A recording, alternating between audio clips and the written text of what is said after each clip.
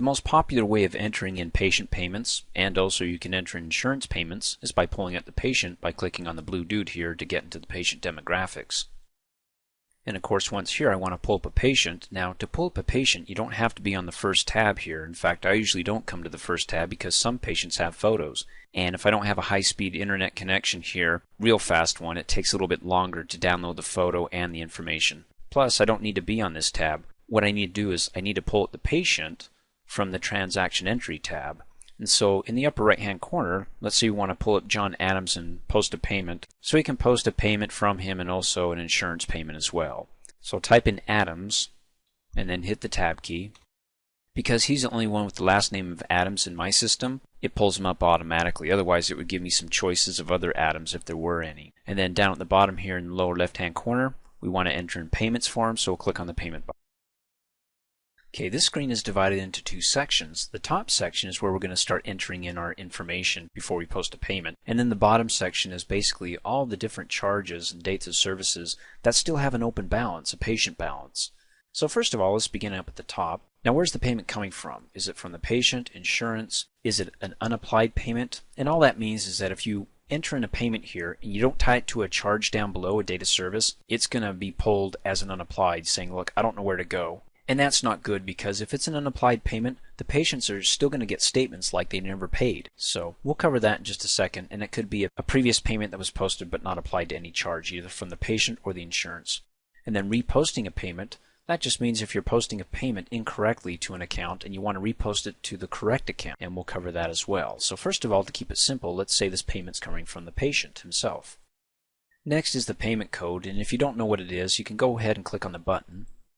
The description is payment patient, so the payment is coming from the patient. You can create your own codes by clicking on the Add New button, and by typing the code up here and then the description down below and clicking Save. And then after you save it, you can come here and double click on it to choose it. But I'm going to go with the default of payment patient. Next is the amount. How much is the patient paying today?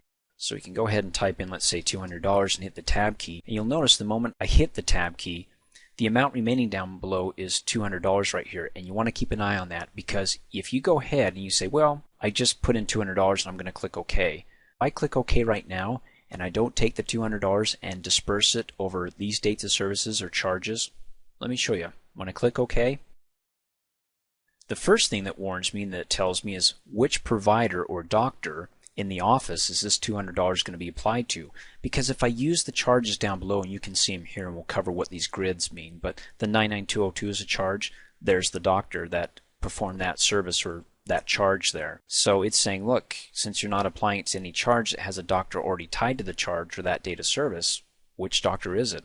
So we could take a guess here and say it's Dr. Rice by double clicking on him. And then what happens is if I want to look at the history of what I've done, I can come down here and click on the History tab, and there we go.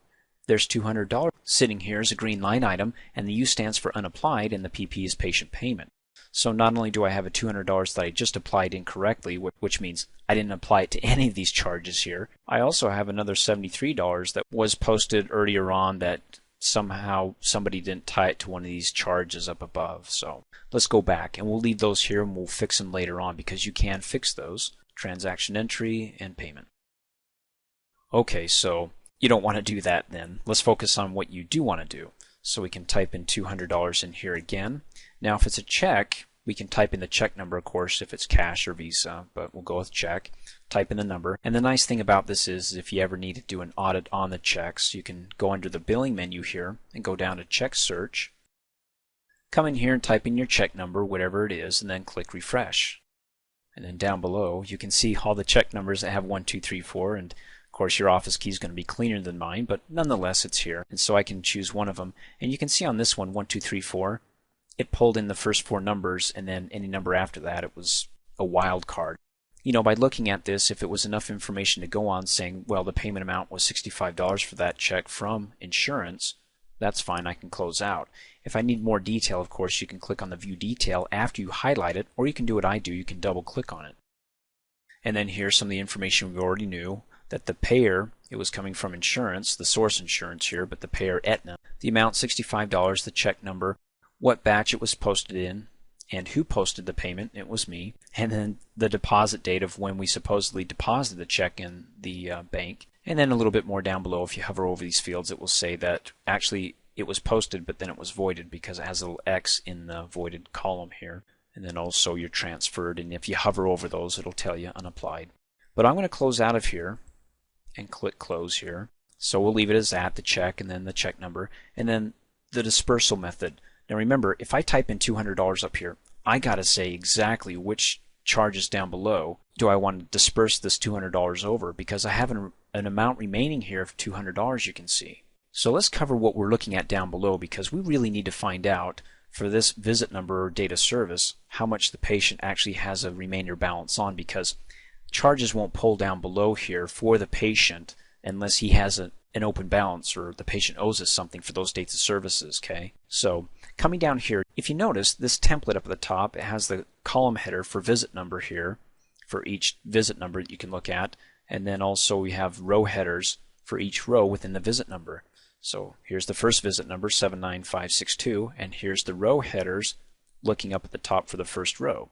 So the data service, going to the next row down below, providers Dr. Rice, and then just so forth going on down the line here. So for example, what I want to know in this visit number here, and you can see that we've got one visit number and 3 of the same visit numbers. Well, that means that for that data service, and they're all April 12th as you can see, that the patient had 3 charges posted to his data service by the doctor. So you can see the 3 different charges. But again, because I chose the dispersal method manually, you can see right here, here's the payment amount field, and it's in the first row, so I'm looking at the first row here, and then the status is bill next, and we'll talk about that later. But the payment amount, I want to take a portion of this $200 and put it in one of these fields here, in one of these payment amount fields for the charge. Which one? It's really up to you here, but usually most offices have a policy of how they want to disperse the money. Usually it's for the oldest charge first. So if you notice up at the top, January 30th is the oldest, so I could start up here. And when I look, I'm looking over here for the patient balance cell. So I'm in this visit number row at the bottom row, and if I look at the bottom row up here for my template, the patient balance, well, that's $73 patient balance here. So the most I can apply here is 73 because that's all the patient owes, and then hit the tab key, and it automatically updates this and subtracts $73 from my $200, so I have an amount remaining of $127.